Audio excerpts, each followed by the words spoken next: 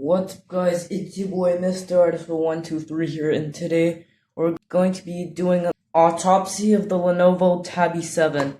And this is inspired by Carnal Prod 666. And I peeled off the thermal pad because the glue is not strong enough. But first, I'm just gonna get a knife, or YouTube will copyright the video.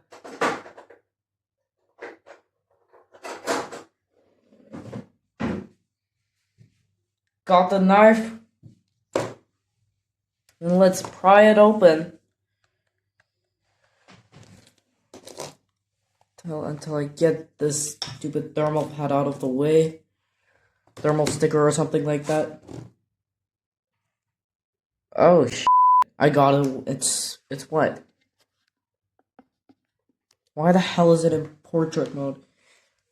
Whatever. I put this back in landscape mode.